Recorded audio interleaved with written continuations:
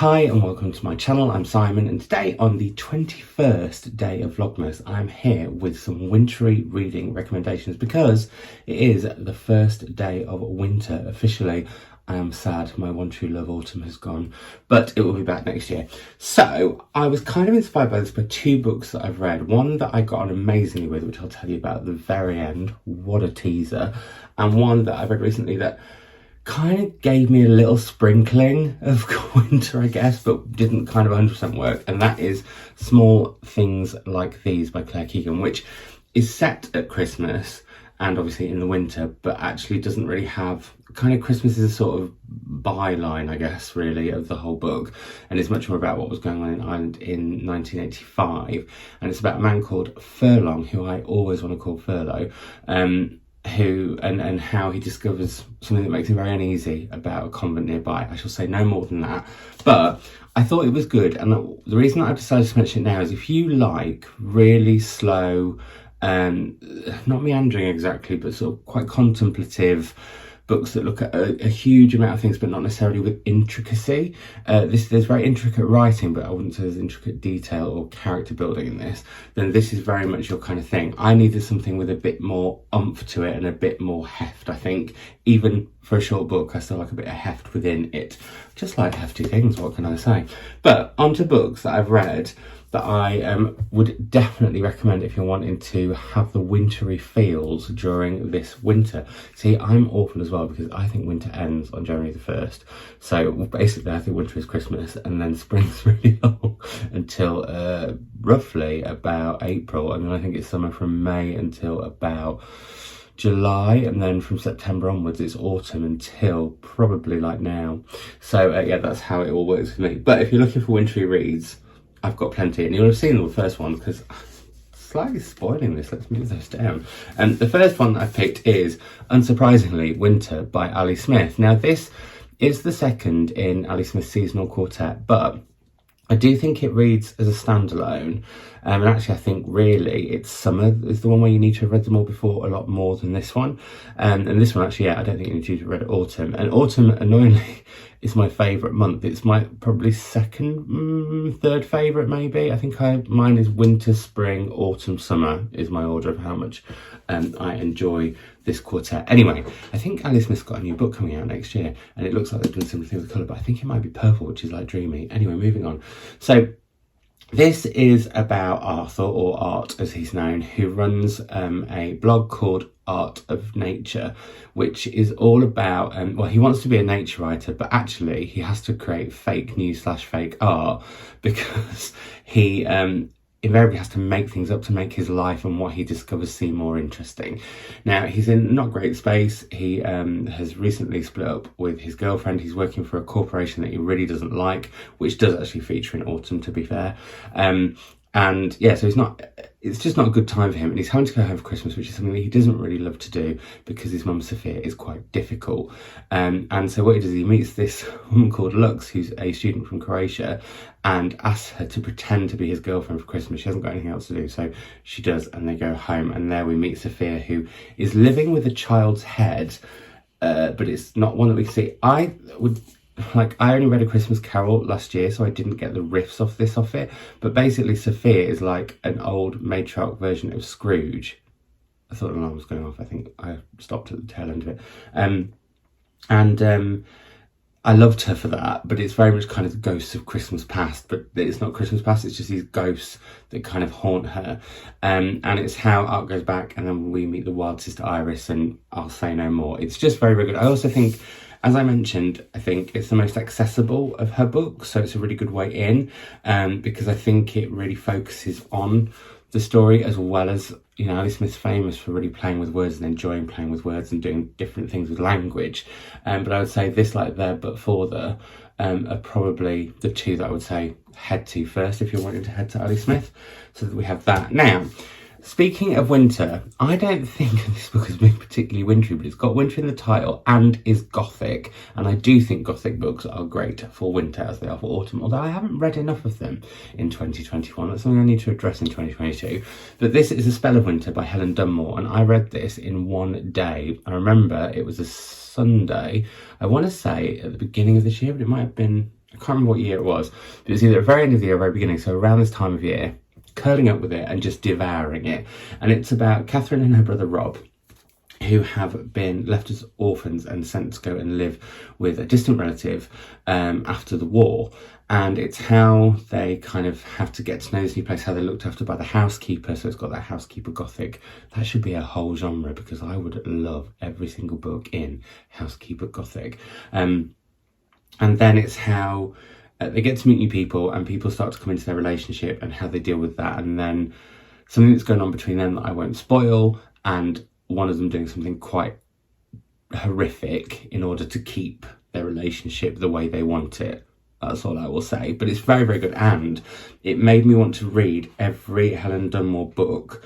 I haven't read any more since, of course, because that's the way that I am. But next year, with it being more of a backlist year, expect to see some more Helen Dunmore in my reading life, because I think that she is a fantastic writer. So there's a random man just walking right down the middle of the road. Watch out for cars, sir. Then I noticed when I was going through my bookshelves that I have quite a lot of books that I think are set in winter that are not at all. For example, Cormac McCarthy's The Road, not set in winter. It's just because of all the ash. I think of it as snowy. Anyway, there are lots of books, but there are some that have that sort of sprinkling winter, but also again would be perfect for winter. And one of those is Life After Life by Kate Atkinson, who turned 70 yesterday. So this is all about Ursula Todd, who is born during a snowstorm, and we meet her, and then she dies quite quickly. And then we meet Ursula Todd as she's born in a snowstorm, and she lives a little bit longer, and it goes on. And what eventually builds up, now this could sound... I could have just made that sound, frankly, really boring and repetitive, but it's not. The way Kate Atkinson does it is incredible, because as it goes on, it builds and builds and builds and builds. Not one life of Ursula Todd, but all these different possibilities of lives of Ursula Todd, and all the different possibilities that we have for our lives. And that I just think is really, really brilliantly done. I also... I found it darkly funny. Like, sometimes when she died, I would get the giggles, because, like, it's coming. So you're sort of looking out for what accident might befall her or something like that. Not to say that it's comic, but it has got that darkly comic edge. I just thought it was fantastic. Kate Atkinson is one of my all-time favourite writers. I thought this was amazing. So it's got snowstorms in it. It's not massively wintry, but it does make me think of winter. Now I'm moving much more onto books that do have snowstorms and are wintry, and one of them that I think I've talked about on this channel before, but I want to talk about a lot. Well, I don't want to force myself to talk about it a lot more, but it's one that I would like a lot more of you to read, not necessarily me to talk about a lot more. That's what I meant to say. And it is The Rabbit Back Literature Society by Pazzi Ilmari Jakselainen. And this is set in the small town of Rabbitback, where we meet Ella, who is a literary teacher. And there is a secret elite society of writers run by a children's author in Rabbitback. And Ella is invited to be the 10th member, which she is so excited for, because, it's sort of the thing of legend. And it's kind of culty, I guess. So if you like culty fiction, that's another genre that I would love to read a lot more of. Housekeeper Gothic and culty fiction. They're two genres I would like to read a lot more of. Next year I need to write that down somewhere as a prompt or something. Anyway, once she joins the society, she learns that there's something called the game. And I don't want to spoil anything about what that is, but it gets more and more sinister as it goes along. But also this sort of this supernatural element, authors disappear in a wisp of snow and things like that go on. And it's just brilliant. I was completely and utterly hooked by this book. It was a massive surprise to me. And I'm also actually quite surprised at myself for not having read. I have another of Pazzi's books on my shelves, and I should really head to that. I don't know if that's a wintry one or not, because I love the sense of humour, I love the quirkiness, I love the experimental nature of it, I love the fact that it sort of straddles quite a few different genres, because I guess in some ways it could be quite fantasy, I guess, with the magic and stuff going on. So yeah, a really, really, really brilliant book, and something very different from what I've read. And I think that's another thing I'd like to look for next year, as well as the staple favourites like Housekeeper Gothic, and also This is cute fiction, cult fiction. I would like to read a lot of stuff that is kind of outside of my wheelhouse. Is that the right term? One that's very much in my wheelhouse and I absolutely loved, and indeed have a quote in this edition of, is The Snow Child by Eowyn Ivy. I would also highly recommend her second novel, I want to say The Brightest... that's not what it's called. Anyway, I would recommend that as well. Both very snowy books. This in particular, though, is a retelling of a Russian fairy tale, and we meet in 1920s Alaska, Jack and Mabel. And they've given up their life and headed to this wilderness, basically to kind of sort of try and start again, find themselves, find their relationship. And it's because they're kind of overshadowed and haunted by the fact that Mabel had a child, well, they had a child that died. And what they decide to do at one point is build this sort of snow child, as it were. The next day it's gone, but then that following evening, a young girl turns up and is looking for a home with them. And from then on, there's both joy and sort of foreboding, and it's a very hopeful but yet utterly heartbreaking, so you might need a few tissues for this one, it has to be said, but a great book. I think the other ones, oh no, this one's, because some of them I've chosen that are just set in snowy climes, so let's head to those before, yeah, because there's two, and actually I should have included, let's go to Iceland next, basically, for a snowy book that actually isn't, it's more autumnal than winter, because I think it's set in October, and it's also based on a pandemic, I should say. But Moonstone, The Boy Who Never Was by Sion, is just an absolutely incredible book. I'm actually annoyed at myself. I should have included this in my short book recommendations, which is a previous Vlogmas video. Go and check that out if you're looking for some short books, especially actually as I picked short books because of Jollabokaflod, and that's an Icelandic tradition. This is an Icelandic author, a book set in Iceland, what a wally. But it's about a young boy who, when we first meet him, actually, it's a very graphic scene of him having sex with an older man. He's a sex worker. It's in 1918, and the Spanish flu is coming. There's going to be an epidemic, and it's what kind of happens to him during that time. I thought it was utterly beautiful, absolutely gripping, and in fact, this is kind of what I was wanting from Claire Keegan, a book that centres around a specific moment in history, around a very small cast of characters, but yet feels absolutely epic, and that is what this does, and it does it brilliantly. So we have that. Then we have a book set in Greenland. And actually, speaking of Iceland, if you're looking for crime fiction, I didn't go into my crime fiction cupboard, which is in one of the spare rooms. Like a fool, I forgot. But Ursa Sigurdardóttir, I would recommend her crime series with Thora at the helm. And she's also written 2 ghost stories. That's a series, actually, Thora's series, I need to get back to, because I loved those books and I haven't read one of them for ages, so that's a little extra recommendation. Then in Greenland we have Cold Earth by Sarah Moss, and again actually this has a pandemic going on in it, and it's a team of 6 archaeologists. Oh, I think that might be a DPD arrival for me coming, so if I have to dash off, I promise I'll be back. But it's about 6 archaeologists who go to look into a Viking settlement. There is a pandemic going on and something uneasy is happening to one of the women there. There's something following her, there's something monstrous about it. Could it be a monster after all? And yeah, it's really brilliantly done. There's just this supernatural tinge, as well as, you know, Sarah Moss is so good at unease, and she's so good at like creating such a brooding atmosphere, and this was her debut novel, and I think it does it exceptionally. I don't know why I haven't got this in the new editions. I need to rectify that, because I've got all matching and that one's the odd one out. Just checking on the DPD man if he's coming this way. I don't know yet. It's all exciting. We're on the edge of our seats. I literally was then. I almost fell over. And then I've got a ghost story, and I can't remember where this one's set.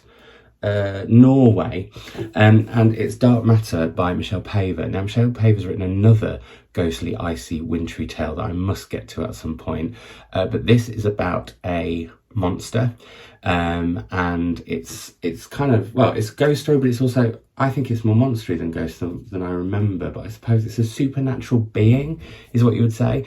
And this was brilliant, and even when you have the reveal of what the ghostly monstery thing is, I still believed it, and that's not common. Someone's knocking at the door, 1 second. Hi, sorry about that, I'm back. It was a Fortnum & Mason parcel, I'm very excited, I haven't opened it, so yeah, anyway. This, as I was saying, when the reveal happens, I still believed in it, and a lot of the time when ghosts or monsters are revealed, I don't. But also, it's a real look at isolation and mental health in that sort of situation, and I thought it was great. So yeah, I should read. I think the other one's Thin Air or Thin Ice. So yeah, I've noticed a lot of them have bluey white covers. I suppose that would make sense. Simon, get on with it. Then, now I don't really remember this book other than, do you ever have books where you don't really remember other things? Yeah. Do you ever have books where you don't remember anything about it other than the feeling that you had, that you just really enjoyed it? And that's the case with The Strange Case of the Composer and the Judge by Patricia Dunker. And this is set on New Year's Day, on a frozen New Year's Day, when a half circle of dead bodies lie in freshly fallen snow, and you follow on trying to find out what happened. I can't remember what happened, but I really enjoyed it, and it gave me massive wintry vibes, and partly obviously because it's set on New Year's Day. So maybe this is due a reread, because also Patricia Dunker is an author that I've wanted to read a lot more of and haven't. I mean, there's a common theme there, isn't there? I say that so often. Now, penultimately two, that doesn't make sense, but before I talk about the book that gave me the absolute winter and indeed festive feels, I wanted to just mention two books for younger readers that I also think adults can get a lot out of. So the first one is The Wolves of Willoughby Chase by Joan Atkin, which I reread a couple of Christmases ago and loved as much as I did when I read it when I was younger. I absolutely love the film with Stephanie Beacham. It is brilliant, and it sort of brings that feel back to it. And yeah, I just think it's great, and really, really, really recommend it. I don't want to say too much about it because I don't want to spoil it, but there's some... Now, is this housekeeper gothic? She's sort of a housekeeper, but sort of not Mrs. Slightcarp, isn't she? So anyway, but suffice to say, it's a real adventure, and it just makes me smile thinking about the joy that I've had reading it and watching it and reading it again. So yeah, we have that. And last but not least, before the book that made me have all the festive feels and all the wintry feels, we have Maggie O'Farrell's Where Snow Angels Go. It's an absolutely stunning picture book that actually deals with some really quite serious subject matter that also relates to Maggie O'Farrell's own childhood. And I just thought it was, I mean, the end papers are a joy alone. But yeah, it's a tale of Sylvie, a young girl who's quite sick, and she, one night a snow angel appears and kind of changes everything. I'll show you one of the pictures from that. It's just beautiful, really, really, really beautiful. You know that I love Maggie O'Farrell if you've been here for any length of time, so I couldn't not include that. I was trying to think of any of her grown-up books, or books for adults, whatever you want to call them, is snowy, or any of them are snowy, and I can't remember them being so. Anyway, last but certainly not least, and the book that genuinely has got me right in the festive spirit. I gobbled this up like a turkey. I read this in 2 sittings, and it is Stay Another Day by Juno Dawson. Now, I'm not going to tell you any more about this here. I am going to tell you that you should go to, now it depends if I manage to do a premiere of both of these, but if this is a premiere of this video and you're watching that, there will be a premiere of that video shortly over on the Frank Magazine Book Club. Now, if it's past premiere point, as in they've been and happened, I will link down below the Frank Magazine YouTube, where me and Melanie's Frank Book Club lives now, and you can see us talking about Stay Another Day and what we thought of it. I mean, I've pretty much told you how brilliant it was, but find out why, and why you simply must read it this Christmas. It's the best Christmas movie never to have been made yet, but we're hoping for 2022. So yeah, head to that video now, well, not now, but like after you've watched this one, and after you've let me know in the comments down below which books make you feel really wintry, because I would like more recommendations. I've probably got quite a few on the shelves actually, so yeah, any backlist books or anything like that, and then I can sort of get them ready, because winter, it'd be 3 months long. Is that right? Is it three months, or is it 4? How long is a season? There's 4 of them every year, aren't there? There's 12 months, so it's 3. Anyway, so there we go. That's that, and I will speak to you all soon. Bye. Oh, and go and watch the Frank Book Club video. I'll link it down below. Bye.